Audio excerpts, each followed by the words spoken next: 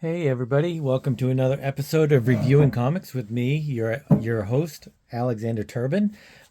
This week we'll be doing the Elvis Presley Experience, a 1992 comic from the rock and roll um, revolution. But before we get into that, I want to show you some of the things that I've done. And if you pick these up, it helps support the channel and me as an artist. I produce a comic book called Random Access every month for my patrons. They just pay $2 a month for 12 pages of full size, full color comics. Um, I also uh, highlight other artists. Every month I have a different highlighted artist, indie artist, and this is Alex Daikaiju, and he did the cover. And so yeah, you can get that like I said, at patreon.com/Alexander Turbin, or you can pick it up at alexanderturbin.com. And also you could also contact me at alexturbin04401 at Instagram. And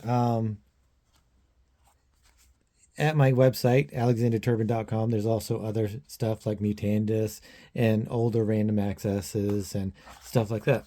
So let's get into the Elvis Presley Experience. I don't know if I actually read this when I first got it in 1992. It was something that I don't know if I would pick up. I don't think I picked up all of these musical things um, all that often. I would get like the things that I liked, like I have some Pink Floyds and stuff like that. But I'm not really a huge Elvis fan, so I must have just gotten this like maybe in a collection or at a yard sale or something like that. But yeah, so I just read it and I'm actually was pretty happy with it. So let's get into it. So the first pages are your typical, not really, no, I take that back.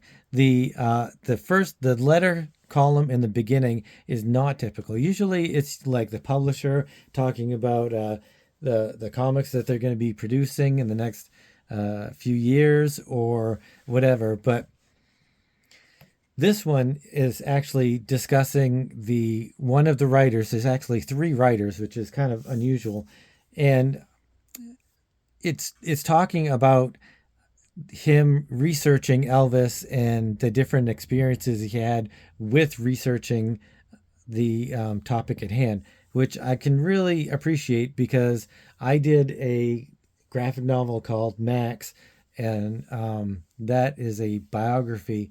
And really doing the research into a character or something like that, it opens your mind and expands your knowledge and your fan base of the thing that you're looking for and looking to do. So I really kind of appreciated that.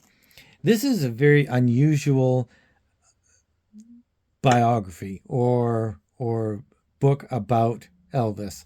I haven't watched the newest movie. I kind of wish I will now actually.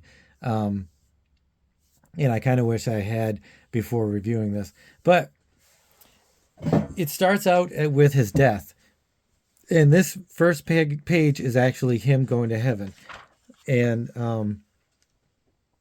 the first like 3 or 4 pages are about him talking to this woman who, I mean, you got to think that she's an angel, but it really takes the afterlife out of the equation or heaven out of the equation and makes it more into about like um, some sort of it's a vehicle to explore his life, and that is quite obvious. But the way they do it is almost like in the X-Men when you have the White Room and the X-Men and Jean Grey and the Phoenix and all that stuff. It's a little bit like this, where it takes out the religious aspects of the afterlife. Like she explains that he doesn't look like he did when he died. They uh, um, they increase his intelligence, which is it's a kind of an odd thing to say, and they increase his ability to remember parts of his life. So they go through here, and I guess the first things that they do is they have like an ongoing therapy session where the the person that died looks back on their life, and they try to decipher and decide where they went wrong and what kind of the shining and the bleak moments of their life were. So it's like I said, it's a vehicle for looking back on Elvis's life, and this is pretty typical fare of going back and showing his parents where they lived, how they grew up. This goes right back to his birth, and I didn't know that he had a brother that died. He was a twin. Can you imagine if there had been two Elvises singing? That would have been crazy. So, and then this little lifeline thing at the bottom is kind of interesting. I'm not entirely sure what it exactly is. It starts in 1935 or 34 or 35, and then it goes up to 77. So, I mean, I guess that's his life, but it's kind of an unusual thing to do at the bottom. Excuse me. Still getting over being sick. So, like I said, it goes through and it shows how he learned music and how he was introduced to music. And he was introduced by them going to church and singing gospel music and stuff like that. And so it really kind of goes into in depth and that kind of stuff. It's always showing his father with a banjo or a guitar or something like that, and it shows Elvis trying to mimic his dad being using the guitar, and it really highlights how good his parents were. I I don't know if they were really that perfect. Like whose parents are perfect? So, but I guess it goes into a little bit of his infatuation with his mother, and because he's kind of a mama's boy, and so they go to the state fair and which is where his first performance was, and he wins grand prize, and it just kind of goes through each segment of his stage life, and it goes back to heaven. It's kind of heavenish. I liken it to Quantum Leap and the way they kind of deal with God, but not on a specific level. It's more like time or creator of the universe or whatever it is. And so it just kind of goes back and forth, and he's often talking to her. And I'm going to talk about the art later on because some of the expressions on his faces and just the look of Elvis is pretty darn good. So it has more of this lifeline, which maybe that's just because they had space to fill. I don't know. So anyway, uh, they move to Memphis. He gets jobs. He keeps working on his music, and he's in football, plays football, but his mother doesn't like it, so he quits. So there's a lot of things where his mother doesn't like stuff, and so he stops doing it.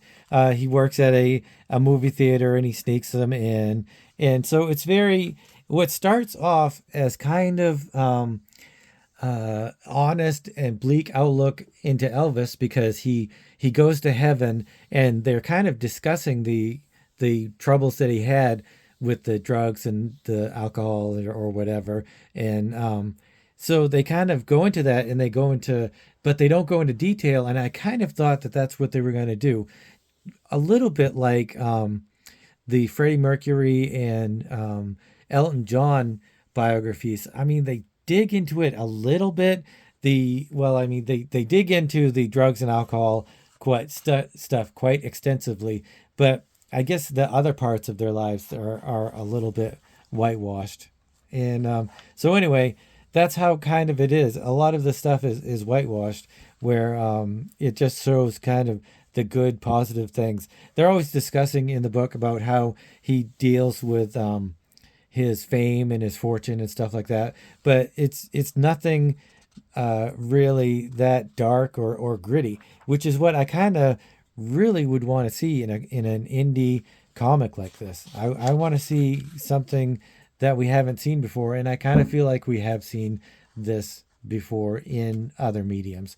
So it goes on, and he joins a group, and they have like a his first recording session where they make an album, and it's pretty standard fare.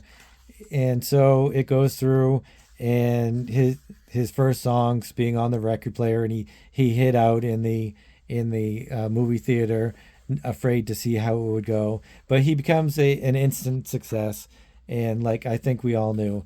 And it was on the Slim Whitman show that is that the Slim Whitman show, or Slim Whitman I guess is on some show or whatever. Anyway, it's going badly, so he does the pelvis thrust, and that goes makes all the girls go crazy. And that's kind of really all it shows of that. This is a 7-issue series, so I don't know if they get back into some of the darker times for Elvis, but I'm sure they do. You would think they would anyway. So yeah, it then they go into him getting a new manager who is a little bit sharky, I guess you would say, where he kind of went into it for himself. But then they do this weird thing where, because they're showing where he comes in. This is the new manager that gets him to dump his old record company, and then kind of takes him under his wing. But they do this. They stop the comic book completely, and they introduce the character that I'm talking about, who is the shark and the new manager of Elvis. And they go into his backstory, and they say all this kind of weird, bad stuff about him. But then they say he lived in Florida and he gave puppies away. He would look out for dogs, I guess, that where he was a dog catcher, and he would give the puppies to children instead of having the puppies killed. So in all of this stuff, he's like this horrible manager, horrible shark. And then they show a side of him, I guess that's good, which on second reflection, because I really didn't like it at first, but thinking more about it afterwards, I guess it is good, because nobody is really just one thing. Nobody is just a jerk. Even Hitler loved his mother. So not everybody is just one thing. So anyway, this is how it kind of ends. Elvis is introduced to Tom Parker, who becomes his new manager, and is kind of a shark.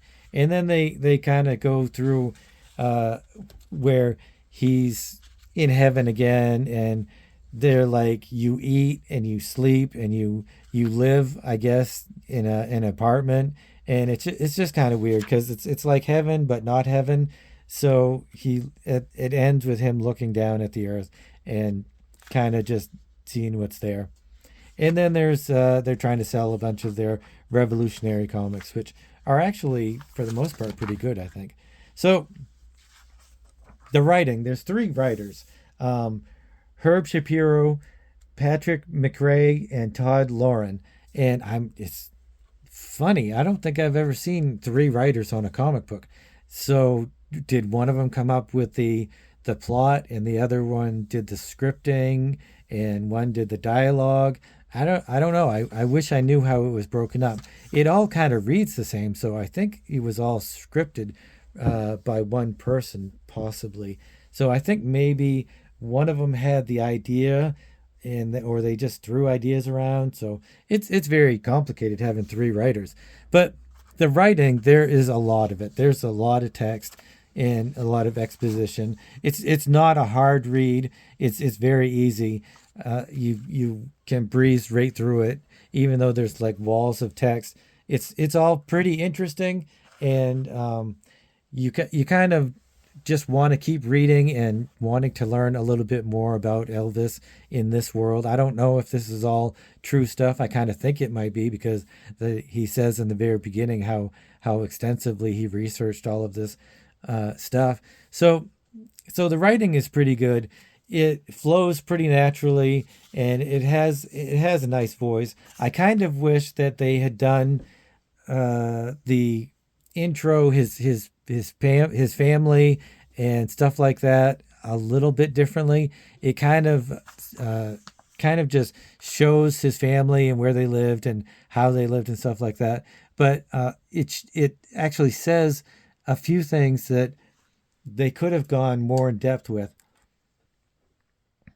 Um, like it says that they were some kind of farmers. It could have showed them farming, I guess. I don't know. Or maybe what would have been a little bit more interesting is his ancestors. Like, where did Elvis come from? What's his nationalities?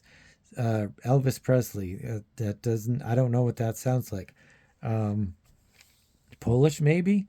Anyway, that would have been an interesting way to go. And so it was cool to see that the twins were born.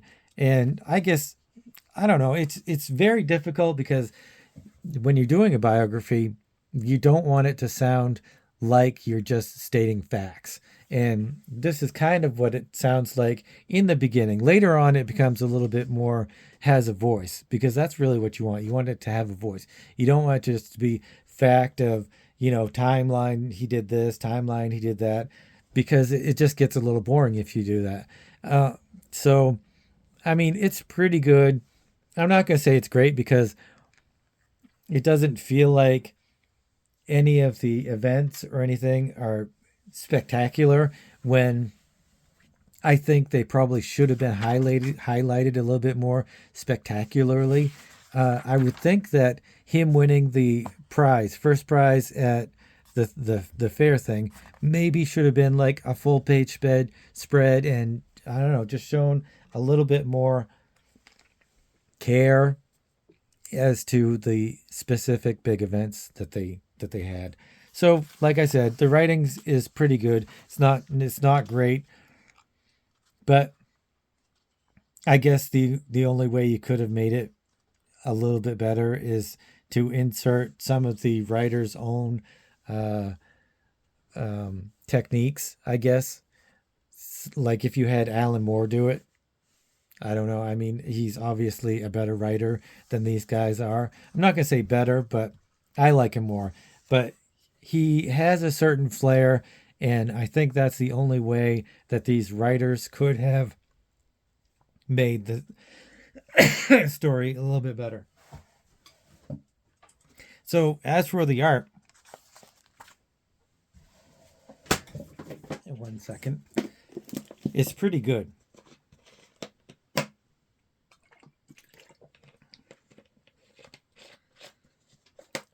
It's very hard to in a comic book because you're trying to make people lifelike. You're trying to make Elvis lifelike. And so you want to do that, but you can't do it in every panel. You can't it's like you can't use the reference in every panel. You have to kind of pick your battles as to what you're going to show. Like this is almost specifically taken from a photograph. Not that it's traced or anything, but it's definitely taken from a photograph and reference. But anyway, other than that, the art's pretty good. The all of the characters are a little bit different, and their expressions are nice.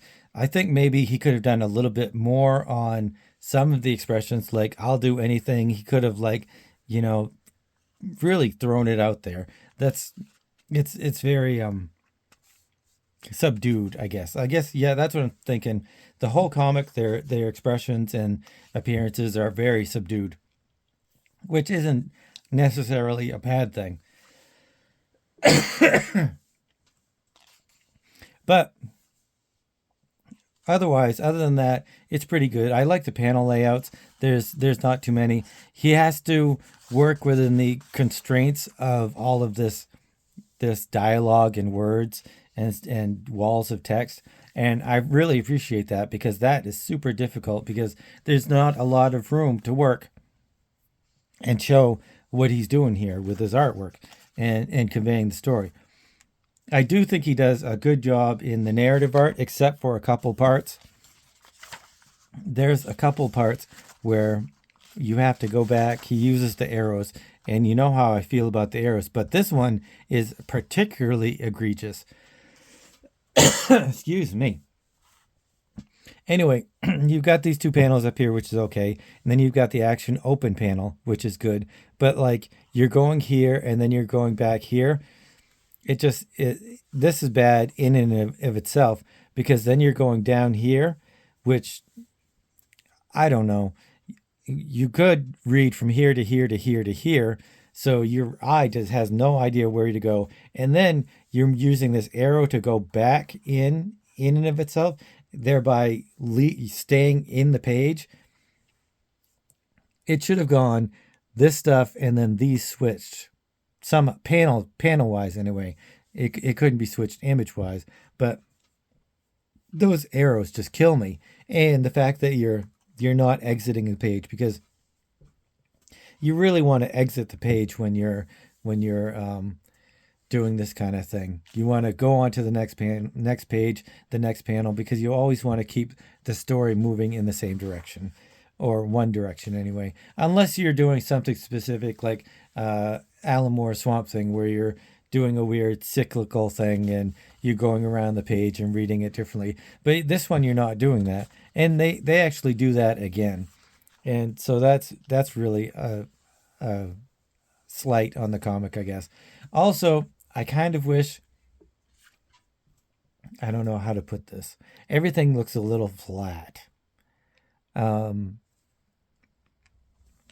that's not. I don't know. It's hard to say because it looks flat, but this isn't a superhero comic. It's not full of punches and stuff like that. And you've got to have your hand into perspective like this. I don't know. It's difficult to say because I do think a lot of here's another, I think, a picture that is from reference. It's hard to say because it was an enjoyable comic to read and look at, and the art didn't stop the story from being good. I think it maybe just didn't add that extra oomph to it to make it spectacular. So overall, I would say, oh yeah, I didn't say who the artist was. The artist is Aaron Soud. I wish they would have the artist at the beginning on the inside page or on the first page. I really don't like it when they go 3 or 4 pages and then show who did the work. And anyway, I would give this maybe a 6. It was a pleasant read and an enjoyable read, and I recognize the difficulties of doing a biography like this. Um, but some of the things just didn't work for me, so I'm gonna have to give it a 6. If you guys like this content, please consider subscribing, and I will see you next time. Thanks a lot.